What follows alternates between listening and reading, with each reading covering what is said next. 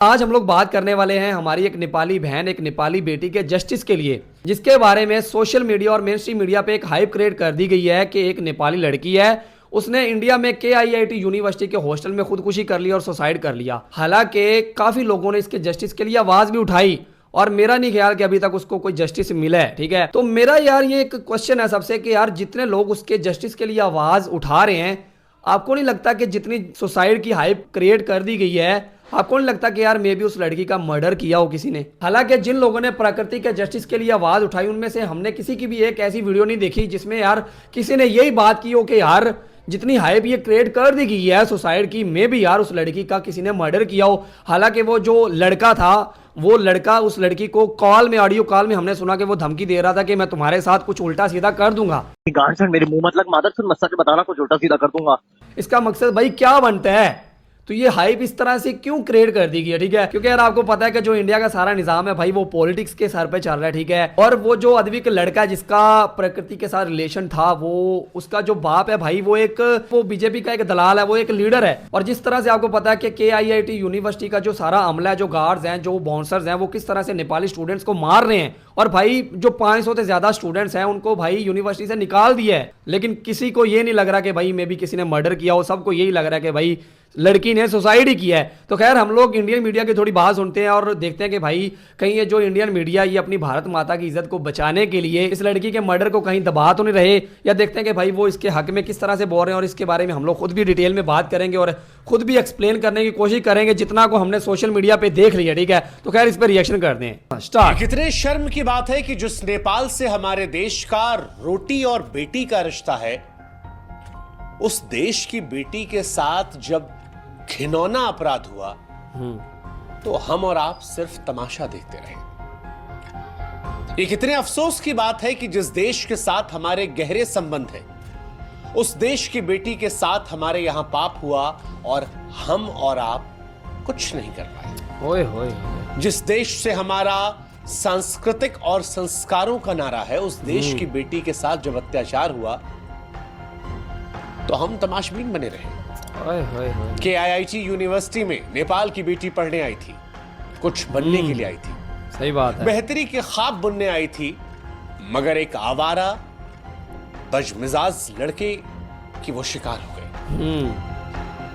अफसोस इस बात का और ज्यादा है कि जब बेटी के साथ ज्यादती हुई तो कॉलेज के प्रशासन ने कार्रवाई करने की जगह लीपापोती शुरू कर दी। वो स्टूडेंट्स को भाई धमकियां देना शुरू कर दी। नेपाल की बेटी को इंसाफ दिलाने की बजाय नेपालियों पर दाग लगाने की कोशिश कर दी।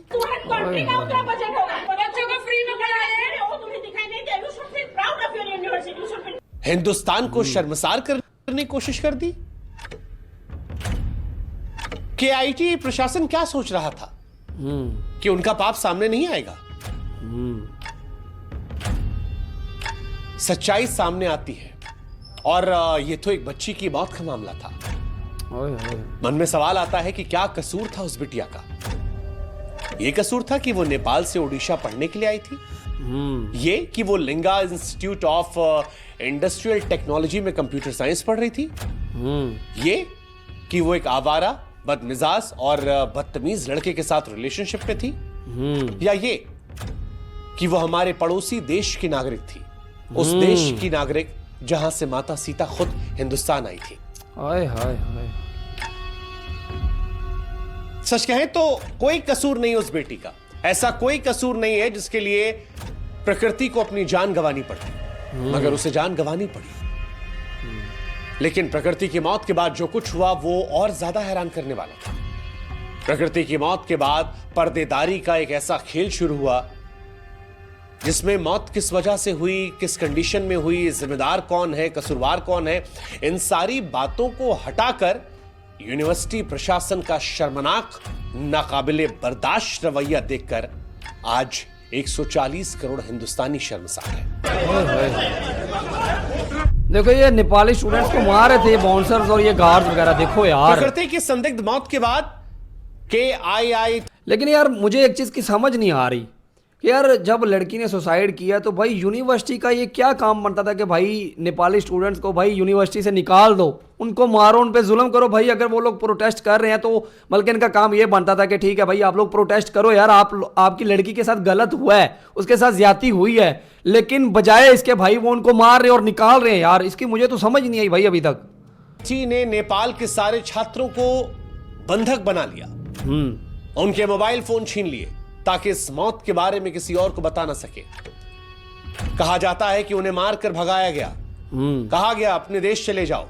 छात्रों ने विरोध जो किया था उसके वीडियोस देखकर हम सब शर्मसार हैं। अब ये जो वीडियो हम आपको दिखाने वाले, इसे देखकर हमें हिंदुस्तानी होने पर शर्म आ रही कि ऐसे लोग भी हमारे देश में रहते हैं। 40,000 बच्चों को खिला रहा है, पढ़ा रहा है, तुम्हारे कंट्री का उतना बजट होगा। देखो यार ये जो औरतें हैं, ये जो टीचर्स है भाई, देखो किस तरह से नेपाली जो स्टूडेंट्स उनको धमकियां दे रही हैं और आगे से बातें ये सुना रही हैं कि भाई हम लोग 40,000 बच्चों को मुफ्त में खाना खिला रहे हैं, ठीक है, और जो हमारी यूनिवर्सिटी का बजट है वो तुम्हारे नेपाल से ज्यादा है। देखो भाई किस तरह से अपना भाई एक रोब दिखा रही है यार। देखो कि भाई एक तो लड़की के साथ ज्यादती हुई है, लड़की के जस्टिस के लिए वो आवाज उठा रहे हैं और तुम लोग ये बातें सुना रहे हो। ओडिशा के KIIT की ये दो प्रोफेसर हैं। पहली का नाम है मंजूषा पांडे।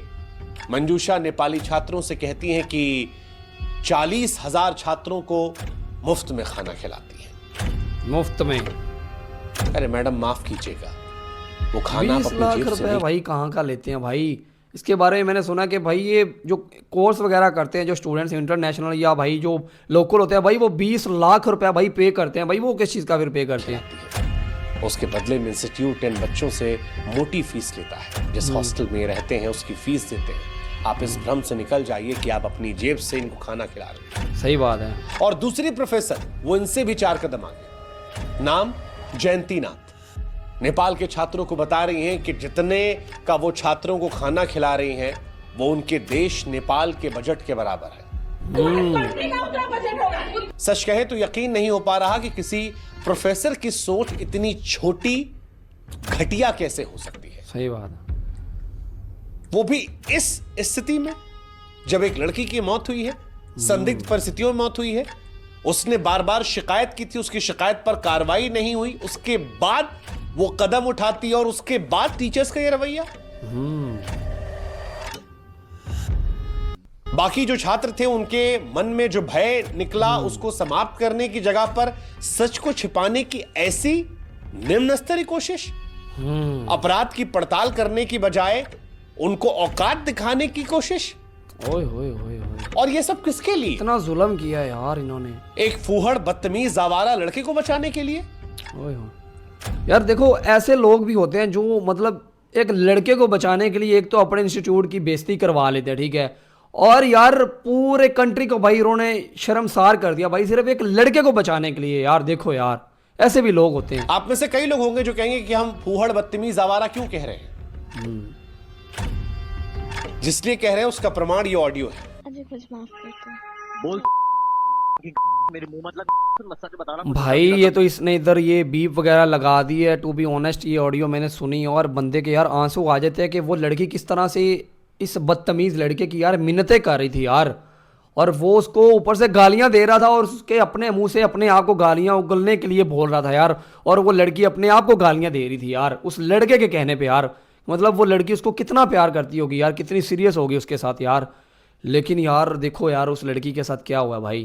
कर दूंगा पूरा दिन शांति से, रात जब आती है माफी मांग गया थी मेरे। देखो रो रही है यार। चीज को समझ निकाल यहाँ से। सच कहें तो ये ऑडियो हम सुना नहीं सकते क्योंकि इस ऑडियो को सुनकर आपका खून खौल उठेगा। इस ऑडियो में ये लड़का धारा प्रवाह गालियां दे रहा है। बिल्कुल। फिर भी बीप बीप लगाकर कुछ कुछ आपको समझाने की कोशिश करते हैं ताकि आप असलियत समझ सकें। प्रकृति को गंदी गंदी गालियां दे रहे इस लड़के का नाम अद्विक श्रीवास्तव है। अद्विक। कुछ माफ कर दो। बोल मेरे मुंह मत लग, मत सच बताना, कुछ उल्टा सीधा कर दूंगा। ये वही लड़का है जिसकी वजह से आज यूनिवर्सिटी पर सवाल है, भारत नेपाल के रिश्तों में तकरार जैसी स्थिति हो गई है और 140 करोड़ हिंदुस्तानियों को नेपाल की जनता शक की नजर से देख रही है कि क्या ये वही हिंदुस्तान है जिसके साथ रोटी और बेटी का रिश्ता था।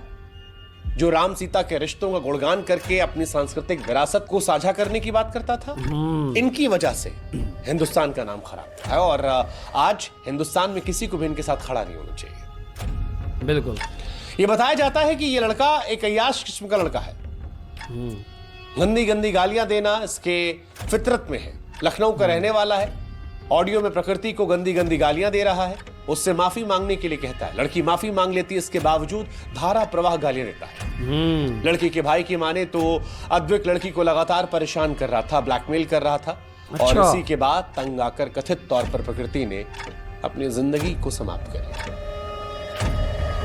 हैरानी की बात यह कि एक लड़की की जान जाती है, लेकिन KIIT प्रशासन लीपापोती में जुट जाता है। सही बात है। ये सोशल मीडिया के युग में इतना आसान कहां है। अच्छे लोग हर जगह होते हैं, लोगों ने आवाज उठाई और नतीजा कि अब एक्शन शुरू हुआ।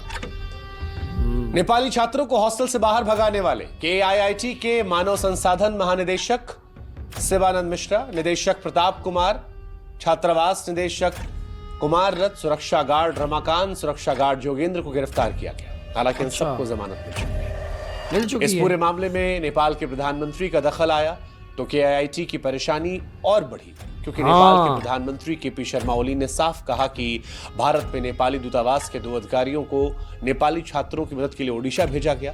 प्राथमिकता के लिहाज से विकल्प 2 है कि या तो हॉस्टल रहें या घर लौट आएं। और जब इतना सब कुछ हुआ तो फिर KIIT ने मौके की नजाकत को देखकर माफी मांगी।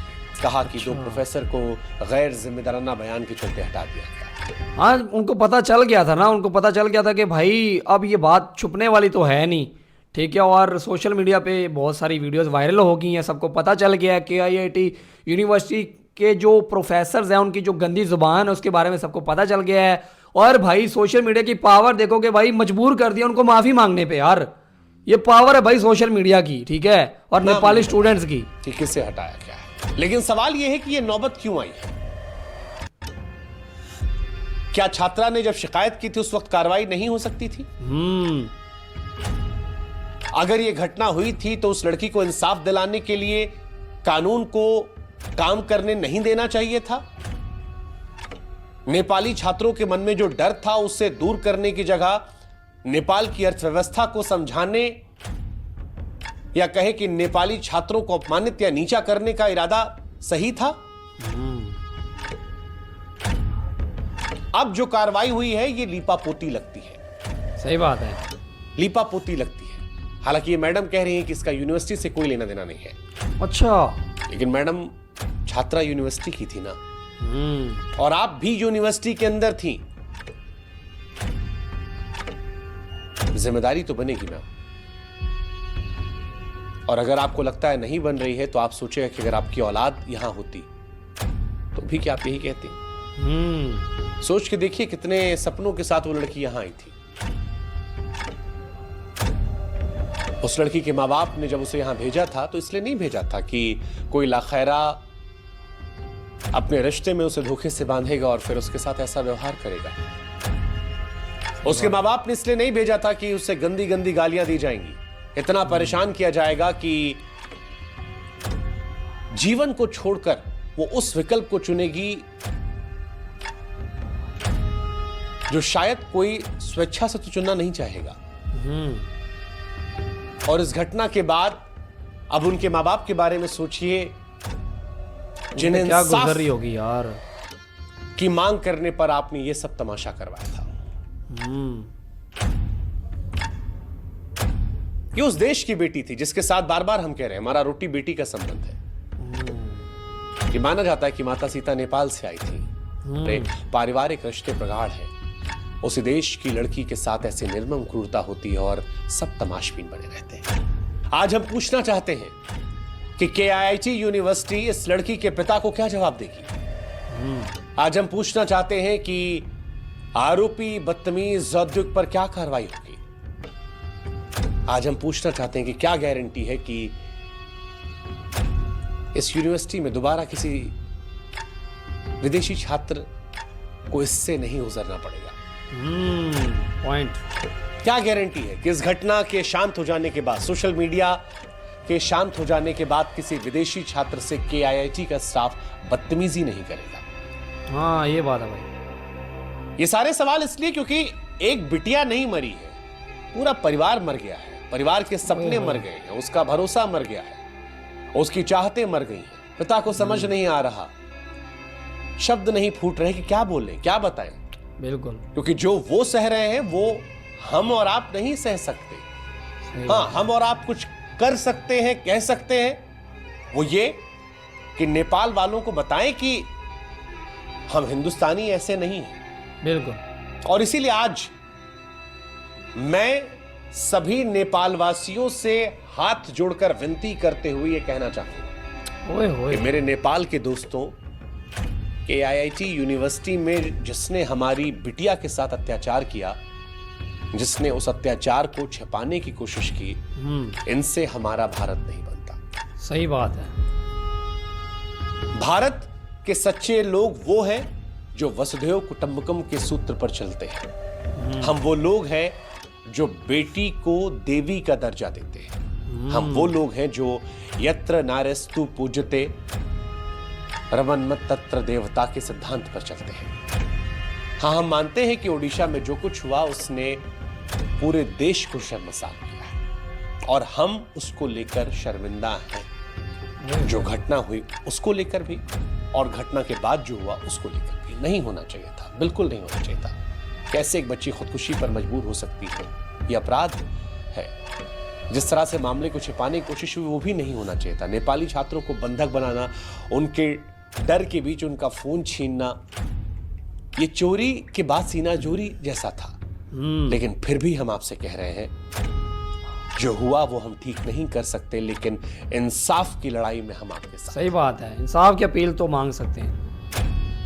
सभी नेपाल वासियों से हम कहना चाहते हैं कि हम सभी हिंदुस्तानी आपके साथ हैं।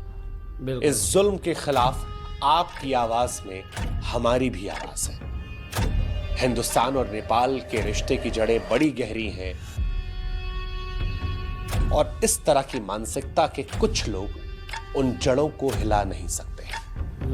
हम आपके साथ जस्टिस फॉर नेपाली गर्ल की आवाज में आवाज मिलाएंगे और इंश्योर करेंगे कि जब तक उसे इंसाफ नहीं मिल जाता, इस लड़ाई को हम आपके साथ उसी बुलंदी से लड़ेंगे। ओए होए होए, बड़े दुख के साथ कहना पड़ रहा है कि भाई जस्टिस की उम्मीद हम लोग करें तो करें किन से यार। कि भाई देखो कि हमने देखा कि पिछले दिनों में भाई कोलकाता में एक लड़की का रेप हुआ था, तो भाई जस्टिस तो उस लड़की को भी नहीं मिला यार। उससे कुछ टाइम पहले भाई एक जर्मन लड़की आई थी इंडिया में, उसका रेप हुआ था, उसके हस्बैंड के सामने उसका रेप किया गया, उसको जस्टिस नहीं मिला। देखो यार, ये जो वाकयात है ना भाई, ये जो सीन्स हैं, ये तो भाई चलते रहते हैं।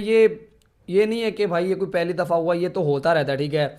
बाकी बात करेंगे प्रकृति के बारे में कि यार देखो कि अगर उस लड़की ने सुसाइड किया है, चलो भाई एक दफ़ा अगर हम लोग मान भी लेते हैं कि भाई चलो उस लड़की ने सुसाइड कर ही लिया, तो जो KIIT यूनिवर्सिटी का हमला था, जो उसके उन्होंने बाउंसर्स जो उन्होंने मंगवाए थे स्पेशलिस्ट, जो इसके अलावा जो उनके गार्ड्स वगैरह थे, उनका काम ये नहीं था बनता कि भाई नेपाली स्टूडेंट्स को मारें, उन पे जुल्म करें। और इसके अलावा जो 2 फीमेल टीचर्स थी, उनका ये काम नहीं था बनता कि भाई वो नेपाली स्टूडेंट्स को धमकियां दें और उनको ये बातें सुनाएं कि भाई हम लोग तो 40,000 स्टूडेंट्स को फ्री में खाना खिला रहे हैं और हमारी यूनिवर्सिटी का बजट इतना है कि तुम्हारे नेपाल के बजट से ज्यादा है। ये बातें सुनाने का काम उनका नहीं था बनता, क्योंकि भाई तुम लोग उनको कोई भगवान के लिए, खुदा के लिए नहीं खिला रहे, ठीक है। उनके बारे में बताया जाता है कि भाई इस जो यूनिवर्सिटी की वो फीस है ना भाई, वो कम से कम भी 15 से 20 लाख रुपए है, ठीक है, जिसमें वो लोग कोर्स करते हैं, ठीक है। तो आप लोग उनको कोई फ्री में सब कुछ नहीं दे रहे, ठीक है। वो लोग अपना पैसा आपको दे रहे हैं, उसके बदले में आप उनको पढ़ा रहे, कोर्स करवा रहे, ठीक है। और यार लड़की की बात तो एक अलग रहेगी ना, वल्लाह आलम उस लड़की ने खुद सुसाइड किया, खुदकुशी की या उसका मर्डर किया गया, वो तो एक अलग चीज है। लेकिन अगर KIIT यूनिवर्सिटी वाले ये क्लेम कर रहे हैं कि भाई उस लड़की ने सुसाइड किया है, खुदकुशी की है, तो भाई इतनी जो हाइप बनाने की क्या जरूरत है? और नेपाली जो स्टूडेंट्स उन पे जुल्म करने की क्या जरूरत है? उनको यूनिवर्सिटी से निकालने का क्या काम बनता है भाई? ये तो भाई कहीं पे भी समझ नहीं आ रही ना। मतलब यहाँ से तो थोड़ा बहुत शक होता है, बल्कि कंफर्म होता है कि भाई उस लड़की का मे बी किसी ने मर्डर किया हो, ठीक है। और अभी पता चल रहा है कि भाई वो जो लड़का था अद्विक, उसको अरेस्ट कर लिया गया भाई सुसाइड के केस में। इसके अलावा वो जो 2 टीचर्स थी वो जो भौंक रही थी भाई कुत्ते की तरह नेपाली स्टूडेंट्स के ऊपर के हम लोग ये हैं, हम लोग वो हैं, हमारा बजट ज़्यादा है, तुम्हारी औकात ये वो जो बता रही थी, कह रहे हैं जी उनको सस्पेंड कर दिया गया। इसके अलावा जो गार्ड से जिन्होंने जुल्म किया, नेपाली स्टूडेंट्स को मारा भाई, उनको भी सस्पेंड कर दिया गया। और लड़की को भाई साहब जस्टिस मिल गया। तो मेरे प्यारे भाई इस तरह से जस्टिस नहीं मिलता। जस्टिस तब मिलता, मजा तब आता जब उस लड़के को फौरी तौर पे अरेस्ट किया जाता और जो KIIT यूनिवर्सिटी है उसका जो पूरा आधार है वो लड़की के साथ खड़ा होता और नेपाली स्टूडेंट्स के साथ खड़ा होता, बल्कि उनके साथ मिलकर प्रोटेस्ट करता कि नहीं भाई इस लड़के को पकड़ा जाए, इसको सजा दी जाए। लेकिन भाई उन्होंने क्या किया, आगे से भाई नेपाली स्टूडेंट्स को मारना शुरू कर दिया, उनको भाई निकाल दिया, यूनिवर्सिटी से निकाल दिया। भाई इस लड़की के लिए आवाज उठाओ और उसको जस्टिस लेके दो भाई, क्योंकि यार अगर आज इस बेटी के साथ हुआ है ना, कल को आपकी बेटी के साथ भी हो सकता है, ठीक है। और जो KIIT यूनिवर्सिटी है, shame on you guys, shame on you.